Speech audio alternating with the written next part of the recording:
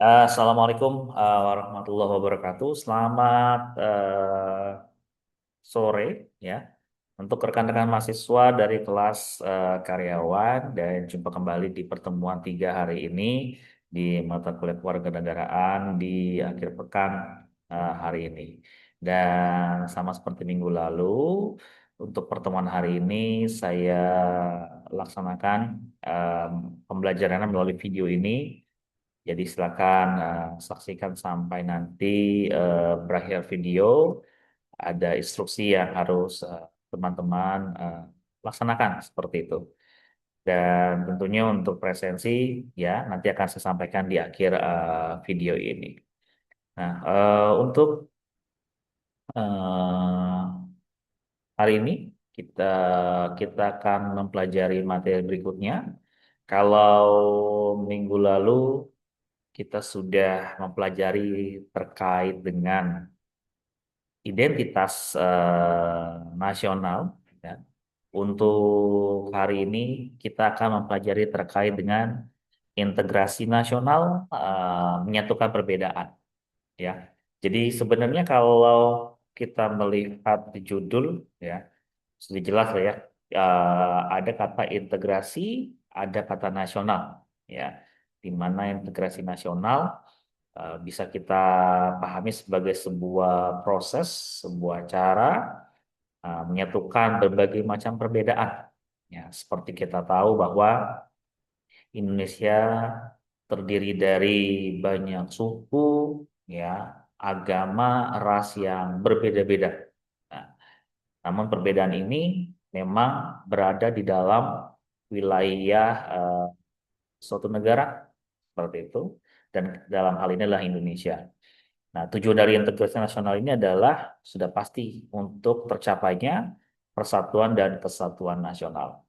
Jadi nanti di slide berikutnya kita akan mempelajari tentang integrasi, apa itu disintegrasi, lalu pentingnya integrasi nasional dan lain-lainnya. Baik, untuk di awal kita akan mempelajari terkait dengan jenis integrasi nasional, ya. Seperti yang rekan-rekan lihat di layar, terdapat 4 jenis integrasi. Yang pertama adalah integrasi politik. Nah, pertanyaannya kenapa sih integrasi politik ini diletakkan di awal seperti itu? Karena tidak bisa kita pungkiri bahwa semua faktor yang ada di negara kita ini semua tergantung dari eh, hal-hal yang sifatnya politis. Kenapa? Karena di integrasi politik ini bagaimana eh, negara ya menyatukan berbagai kelompok masyarakat ya dalam satu sistem politik yang adil dan representatif seperti itu ya. Maksudnya adil apa? Artinya secara hak berpolitik semua mendapat kesempatan yang sama, namun tetap dalam kerangka representatif.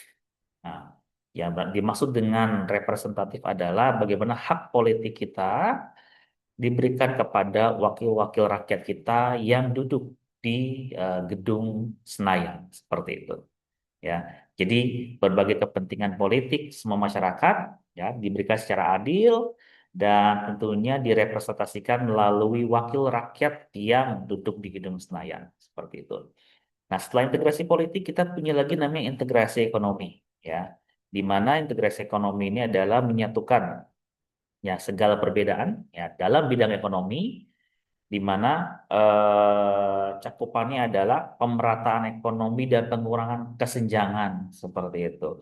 Jadi ibaratnya bagaimana kalau saya masih ingat dulu zamannya Presiden ke-7 Joko Widodo menyatakan bahwa Indonesia dari Sabang sampai Merauke itu harus satu harga seperti itu.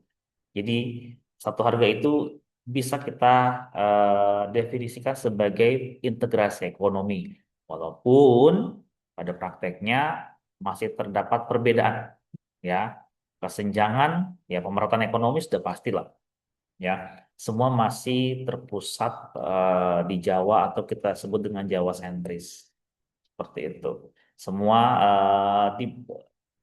belum merata sampai ya saudara-saudara kita yang di timur. Sehingga apa? Ketika pemerataan ekonomi tidak merata, maka kesenjangan pun akan semakin atau gap kesenjangan ini semakin terlihat tinggi seperti itu. Nah, setelah integrasi politik dan integrasi ekonomi, kita punya namanya integrasi sosial. Nah, ini dia.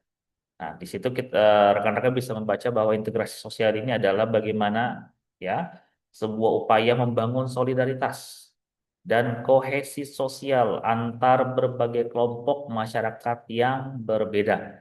Jadi menyatukan ya semua lapisan masyarakat ya yang berbeda-beda ya yang mungkin memiliki semangat etnosentris merasa bahwa sukunya atau kelompoknya mungkin memiliki apa atau memiliki privilege gitu ya. Nah, itu semua disatukan ya dalam suatu konteks integrasi sosial.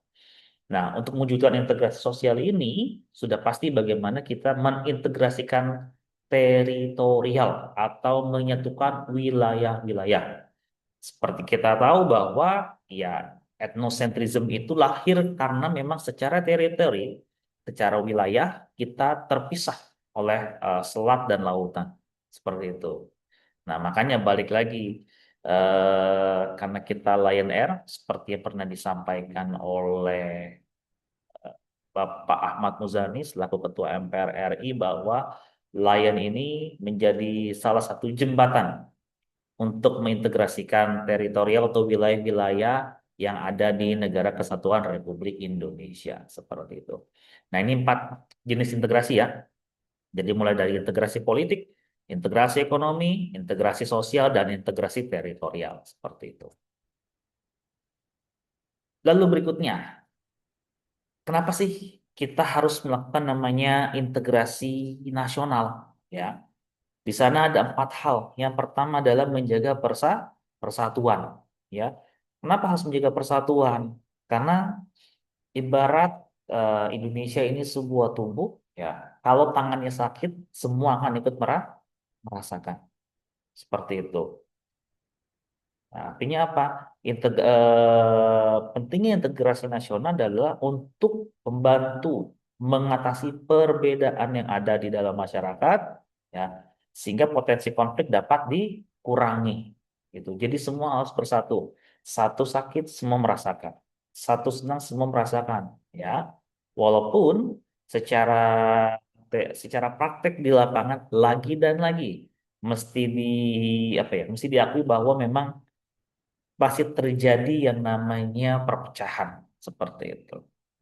Nah, lalu yang kedua adalah kenapa harus kita kita lakukan yang namanya integrasi nasional untuk menjaga stabilitas politik dan sosial. Sudah pasti kenapa? Karena banyak sekali kebijakan politik ini, ya, kebijakan politik yang diberikan oleh negara, yang dicanangkan oleh negara ini, yang hubungannya dengan kehidupan sosial bermasyarakat agar stabil. Stabil artinya apa? Kebijakan politik bisa terlaksana dengan baik dan akar rumput ya atau grassroots atau masyarakat bisa merasakan kebijakan politik itu secara adil seperti itu. Ya, mungkin salah satu contoh kebijakan politik saat ini yang yang jadi hot mungkin terkait dengan MBG seperti itu ya. Nah, ini kebijakan politik yang memang cukup apa ya? Cukup saya mau bilang kontroversial tapi itu sebuah kebijakan ya. Tapi kalau saya bilang memberikan manfaat tentu banyak sekali poin-poin yang harus dikritisi dari pelaksanaan MBG ini. Nah, intinya apa? Integrasi nasional ya adalah untuk menjaga stabilitas politik dan sosial supaya kebijakan politik bisa berjalan dengan baik dan masyarakat ya atau society bisa merasakan kebijakan tersebut. Lalu yang berikutnya adalah meningkatkan kesejahteraan. Jadi integrasi ekonomi yang tadi kita sudah bahas di awal ya mampu atau bisa memperkuat kerjasama antar wilayah ya sehingga perekonomian lebih merata dan kesejahteraan kesejahteraan masyarakat meningkat. Ini sudah pernah saya bahas seperti di pertemuan pertama atau pertemuan kedua. Jadi eh, saya ambil contoh case misalkan Banten saja ya.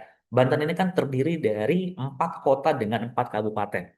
Nah, ternyata setelah beberapa bulan lalu saya berdiskusi dengan salah satu eh, pegawai Pemda Kabupaten Tangerang, ternyata selama ini eh, Pemda atau Kabupaten Pandeglang dengan Kabupaten Lebak itu ternyata mendapat suntikan dana dari kota dan kabupaten yang berada di dalam otorisasi wilayahnya Provinsi Banten gitu. Jadi bagaimana mereka saling bahu membahu ya meningkatkan kesejahteraan ya dalam hal ini perekonomian ya karena mereka terikat dalam satu provinsi yang sama seperti itu ya. Jadi memang saya juga baru tahu seperti itu. Jadi mungkin bisa jadi di Jawa Barat pun terdiri dari beberapa kota dengan kabupaten, di mana kabupaten yang mungkin perekonomiannya tidak terlalu tinggi itu ditopang atau didukung oleh kota dan kabupaten yang memang memiliki pendapatan atau PAD ya, pendapatan asli daerahnya cukup tinggi seperti itu. Nah, dan yang paling penting adalah kenapa kita harus melaksanakan atau melakukan atau mewujudkan integrasi nasional adalah untuk menunjukkan identitas nasional sudah pasti. Ya, walaupun masih banyak eh, beberapa warga negara kita itu memang harus diakui tidak terlalu apa ya, tidak terlalu bangga menjadi warga negara Indonesia seperti itu. Oke, jadi itu 4 pentingnya integrasi nasional. Dan berikutnya, kalau kita bicara integrasi, sudah pasti kita juga belajar mengenai apa itu eh, disintegrasi.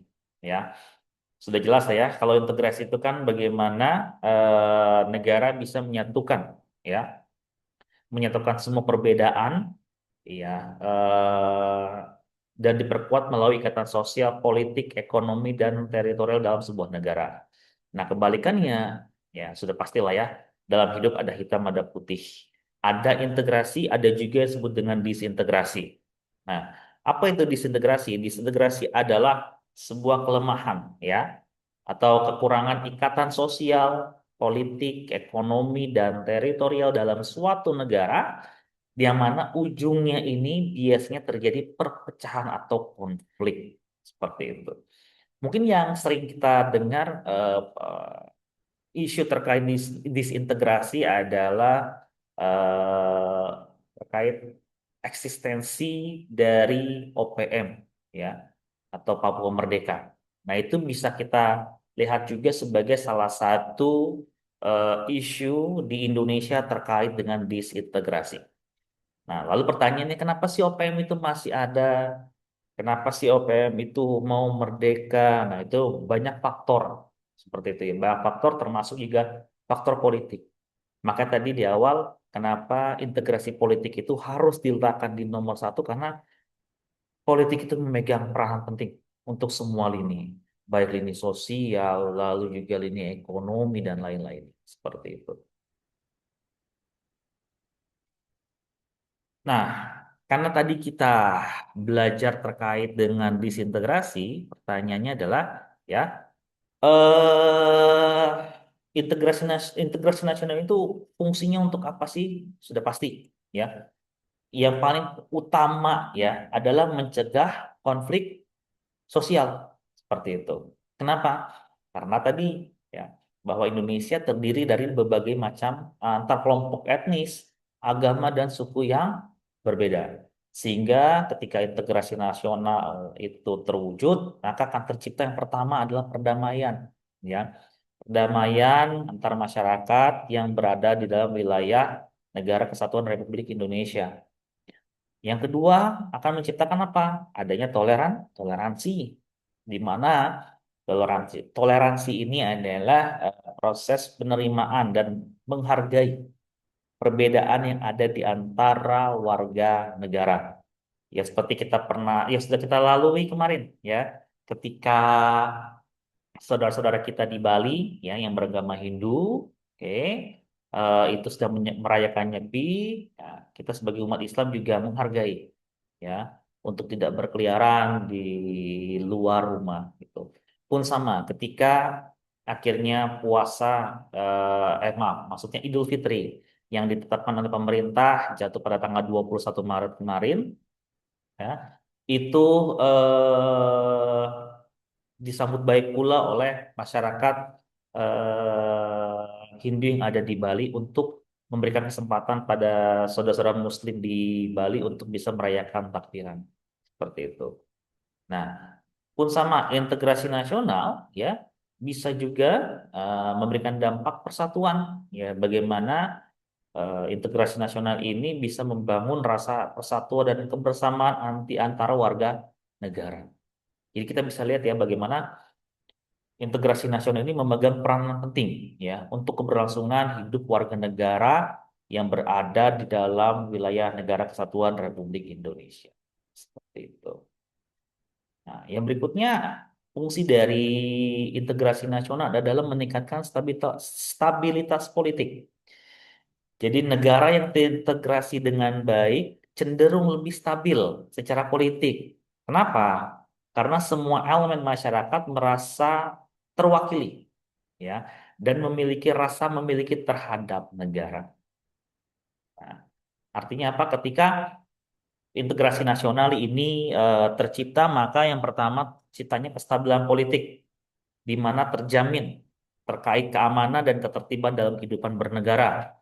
Lalu juga terkait partisipasi warga, ya, itu bisa terlaksana ya dengan baik ya dalam kaitannya proses politik. Lalu bagaimana yang ketiga, nah, dengan adanya integrasi nasional, maka bisa terjadinya pembangunan berkelanjutan, sehingga pembangunan nasional ini bisa berjalan dengan baik dan yang pasti sustainable, ya, atau berkelanjutan. Jadi bisa rekan-rekan lihat ya, dengan fungsi dari integrasi nasional adalah meningkatkan tadi kestabilan politik, lalu partisipasi warga dalam proses politik juga bisa terlaksana dengan baik dan tentunya bisa mewujudkan pembangunan yang berkelanjutan seperti itu. Lalu berikutnya adalah fungsi dari atau pentingnya integrasi nasional adalah membangun ekonomi yang merata. Nah, ini dia apa ya? Ekonomi yang merata ini masih menjadi isu ya bagi negara Indonesia karena wilayahnya memang di apa ya? Dipisahkan oleh lautan ya, maka memang terjadi ketimpangan ekonomi. Nah, dengan adanya integrasi nasional, harapannya adalah distribusi sumber daya dan pembangunan dapat dilakukan secara merata nih di seluruh wilayah negara. Nah, tujuannya untuk apa? Untuk mencegah kesenjangan ekonomi. Nah, kenapa harus dicegah nih kesenjangan ekonomi? Karena ketika kesenjangan ekonomi itu muncul, ya, maka nanti akan memicu ketidakpuasan di kalangan masyarakat tertentu. Nah, ketika di kalangan masyarakat tertentu ini memicu ketidakpuasan, ya, maka nanti akan terjadi prosesnya disintegrasi bangsa. Seperti itu. Ya. Jadi memang fungsi dari integrasi ya adalah salah satunya adalah untuk melaksanakan pembangunan ekonomi yang merata seperti itu terkait dengan sumber daya lalu pembangunan gitu supaya jangan sampai ada lagi banyak orang merasa bahwa oh kalau mau sukses ke Jakarta makanya dulu ada salah satu calon salah satu kandidat ya calon presiden atau kandidat presiden di tahun 2024 yang menyatakan bahwa akan membangun sekian kota setara Jakarta gitu. Nah, itu salah satu tujuannya yang saya lihat adalah bagaimana dia mencoba ya kandidat tersebut mencoba untuk membangun ya pusat perekonomian supaya tidak hanya Jakarta sentris atau Jawa sentris saja seperti itu ya baik nah dan pembangunan ekonomi yang merata ini Nah, berhubungan memang dengan perkembangan sejarah integrasi di Indonesia. Jadi kalau kita ngomongin sejarah, sama seperti dulu di semester 1 kita membicarakan materi Pancasila ya, semua pasti bisa kita lihat secara eh, historis. Nah, di mana saya membagi di sini menjadi lima fase ya, di mana fase yang pertama adalah masa kolonial. Di mana masa kolonial ini ya pemerintah penjajahan Belanda ini mencoba untuk memecah belah masyarakat Indonesia berdasarkan wilayah, agama, dan etnis. Jadi ya kita tahulah zaman penjajahan itu memang semangat etnosentris itu masih kencang sekali, masih kuat sekali bahwa oh etnis kami yang paling hebat, oh ternyata ras kami atau suku kami yang paling terdepan, bla bla. Sebenarnya itu salah satu salah satu agenda dari penjajahan Belanda supaya masyarakat Indonesia ini terpecah-pecah seperti itu. Jadi hanya fokus kepada daerahnya saja. Nah, dari masa kolonial masuk kita ke masa pergerakan nasional, di mana di sini sudah muncul nih, ya, sudah muncul kesadaran antar daerah untuk bisa bersatu. Nah, makanya lahirlah Sumpah Pemuda saat itu, ya, di mana Sumpah Pemuda ini eh, berbagai elemen, ya, masyarakat khususnya pemuda untuk bisa menyatukan daerah-daerah yang ada di Indonesia supaya menjadi satu. Sehingga pada proklamasi kemerdekaan 1945, upaya integrasi ini semakin intensif, ya, untuk bisa menyatukan Indonesia menjadi satu kesatuan. Walaupun setelah proklamasi kemerdekaan, ya, atau kita bisa bilang pasca kemerdekaan, Indonesia ini masih sering menghadapi ancaman disintegrasi, ya, seperti pemberontakan dan juga gerakan separatis, seperti PRRI, ya kan. Lalu juga saat itu juga Belanda kembali lagi ke Indonesia untuk melaksanakan agresi militer Belanda ke satu dan kedua, nah seperti itu. Nah, setelah pasca kemerdekaan medio 1945 hingga 1950, fase yang terakhir adalah di fase Orde Lama dengan Orde Baru, di mana integrasi nasional pada masa Orde Lama dengan Orde Baru lebih difokuskan pada pemahaman ideologi Pancasila dan semangat revolusi, gitu. Walaupun ya lagi dan lagi ya banyak sekali kekacauan ya, kekacauan politik pada masa Orde Lama dan Orde Baru yang memicu yang hampir memicu terjadinya disintegrasi bangsa. Lalu berikutnya, pengembangan integrasi di Indonesia. Kalau tadi kita berakhir di Orde Baru. Jadi setelah Orde Baru ini tumbang, maka Indonesia masuk ke dalam era reformasi, ya, dengan adanya desentralisasi melalui otonomi daerah seperti itu. Nah, desentralisasi ini sebenarnya mungkin melihatnya, oh ternyata Indonesia dipecah lagi nih secara kedaerahan, gitu. Namun desentralisasi yang dimaksud atau otonomi daerah yang dimaksud di sini adalah bagaimana setiap daerah bisa mengurus wilayahnya berdasarkan aturan yang memang dibuat oleh pusat seperti itu. Sehingga integrasi sosial budaya itu masih terjadi, ya. Sehingga keragaman etnis, budaya, dan agama tetap masuk dalam kerangka Bhinneka Tunggal Ika. Nah, namun di era digital saat ini, ya, apalagi otonomi daerah melalui proses desentralisasi juga masih terdapat ancaman disintegrasi. Nah, biasanya melalui paham-paham radikal, lalu ada juga intoleransi dan juga hoax yang disebarkan melalui media sosial. Seperti itu. Jadi hingga saat ini pun pengembangan integrasi di Indonesia itu masih masif sebenarnya melalui apa? Melalui paham radikalisme, melalui tindakan-tindakan intoleransi dan serta hoax yang ada di media sosial. Baik, Dan dengan berakhirnya pengembangan integrasi di Indonesia, maka untuk pemaparan hari ini sudah selesai. Mudah-mudahan apa yang saya jabarkan semua bisa memahami dengan baik. Kalau untuk lebih jelasnya silakan baca modul yang sudah saya berikan terkait dengan integrasi nasional. Ya. Lalu yang berikutnya adalah setelah ini silakan rekan-rekan cek apa namanya? Cek deskripsi video ya. Di sana ada link Google Form untuk teman-teman kerjakan. Dan Google Form tersebut fungsinya adalah untuk untuk syarat kehadiran pada hari ini. Seperti itu. Baik, saya kira sudah cukup untuk hari ini. Ya, terima kasih sudah menonton video ini dengan baik. Jangan lupa setelah selesai, lihat deskripsi video. Di sana ada link Google Form. Silakan teman-teman kerjakan. Saya tunggu hingga pukul 7 malam ini. Dan sebelum saya akhiri, karena ini masih momen Idul Fitri, saya mengucapkan minal aidin wal faizin, mohon maaf lahir batin. Semoga